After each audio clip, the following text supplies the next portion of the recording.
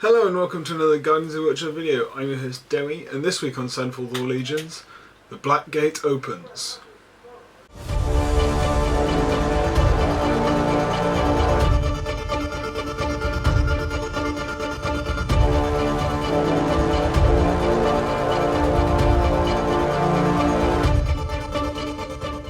The Battle of Pelennor Fields is over. The forces of Mordor have been driven back to the Darklands, and now the captains of the West march upon Mordor. Yet even as they do, the forces of Sauron are regrouping. Legions of Orcs now traverse the plains of Mordor as they march to the Black Gate and confront this foe that dares to challenge the Dark Lord so openly.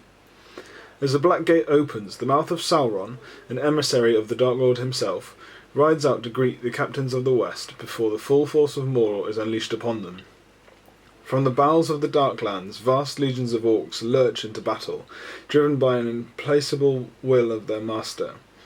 The orcs are accompanied by the bellow war cries of huge and heavily armoured trolls that stride into battle alongside them, each armed with a massive weapon capable of splitting an enemy warrior in two.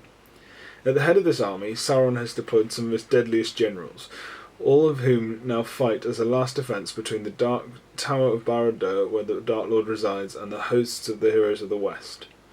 The mouth of Sauron is a mysterious being, a black Numenorean who has served Sauron for centuries. He possesses a knowledge and malign and potent sorcery, no doubt provided by the Dark Lord himself, and uses these dark magics to sow terror and doubt amongst the ranks of his enemies of his master. Also, at the head of the forces at the Black Gate is a hulking troll chieftain, larger and more vicious than any of its kind, and more than capable of besting even the mightiest heroes of the free peoples of Middle-earth. With such a beast at the helm of the forces of Mordor, it would take a hero with a stout heart and unflinching resolve to stand against it. So we'll dive straight into the army composition, and the four heroes that you can take are the Mouth of Sauron, who can take an armoured horse, a Mordor troll chieftain, a Maranon orc who can take a shield or a two-handed weapon, or an orc captain who can take a warg, an orc bow, or a shield. And then you've got three types of warriors.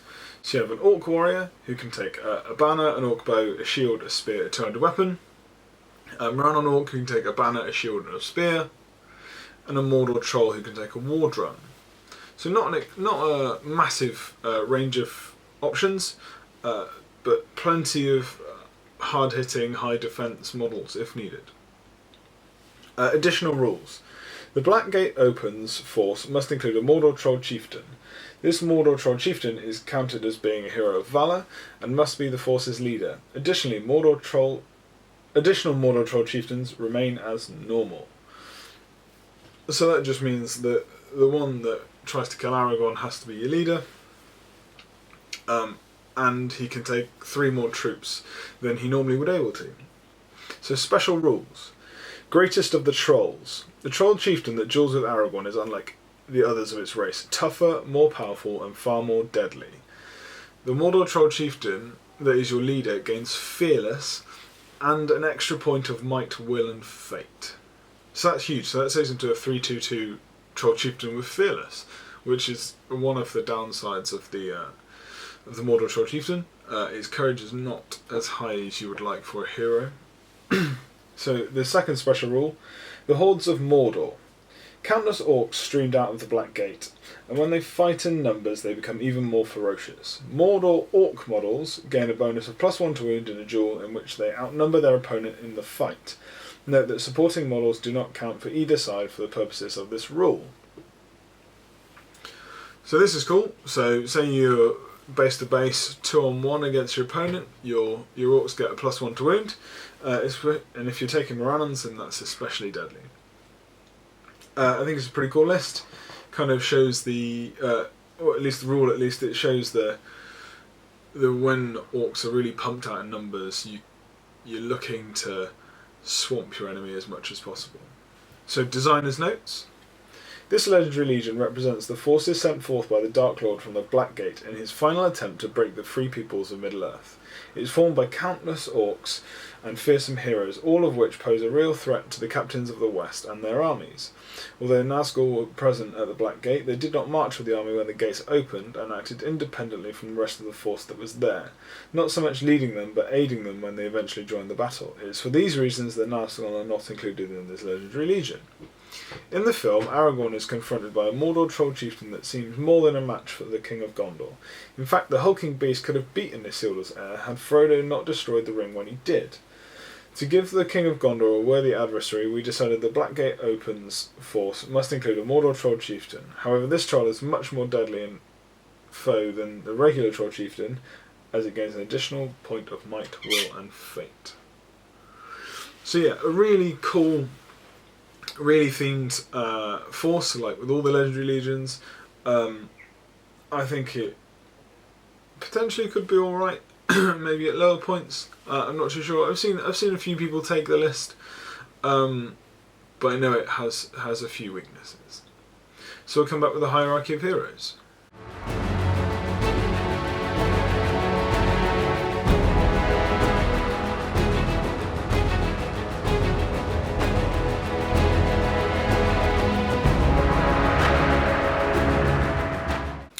Moving into the hierarchy of heroes.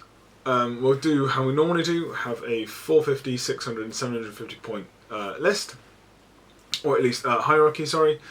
Army lists are a bit later, and we might as well just dive straight into 450 points.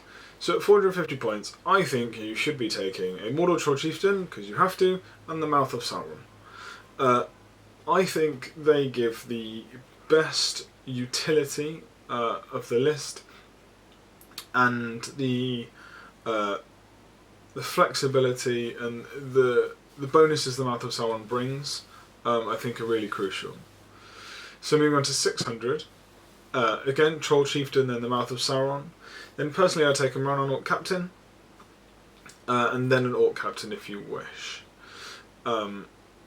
I have chosen the Run-on Orc Captain over the Orc Captain because I would rather the higher defence.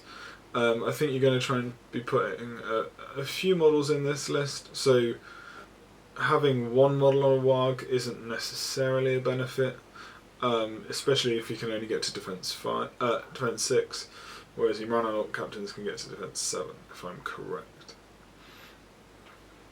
So we'll move on to... and 750 points is exactly the same.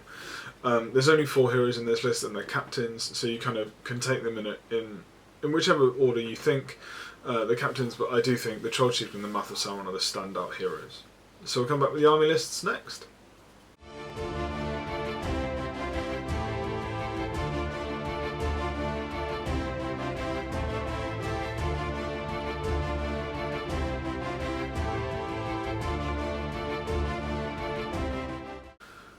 Army lists. So as with Hierarchy of Heroes, we'll start at 450 and then go to 600 and 750 points.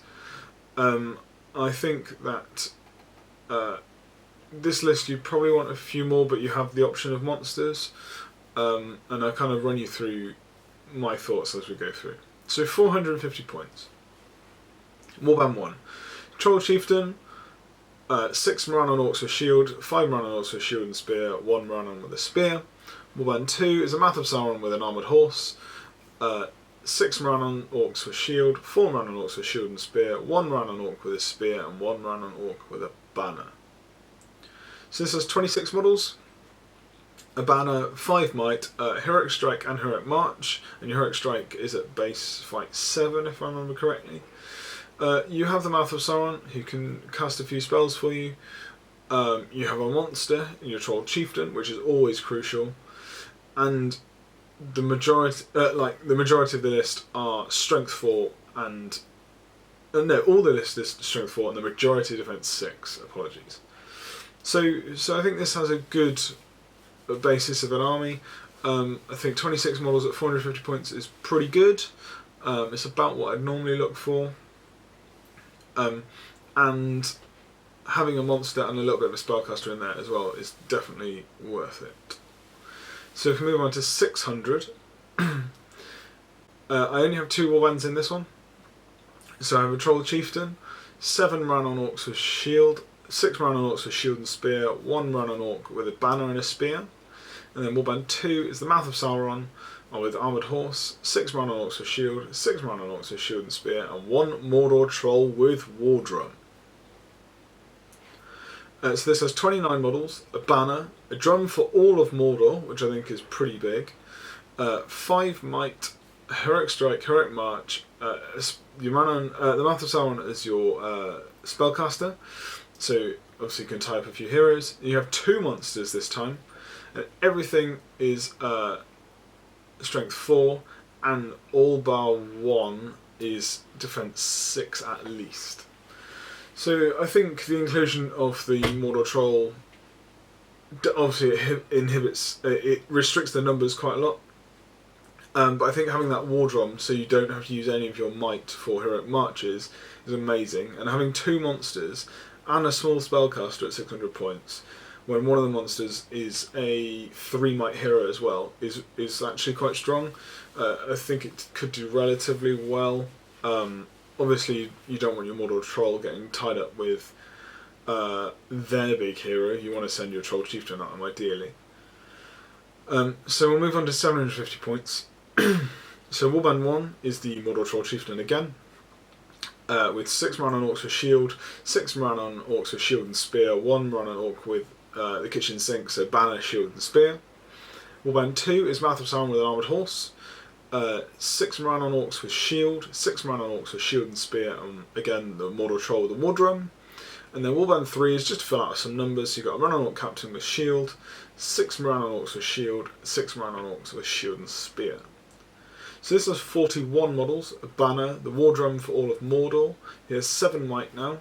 You've got heroic strike, 2 heroic marches, a spellcaster in your Mouth of Sauron, 2 monsters again, and everything is at least strength 4 and defense 6.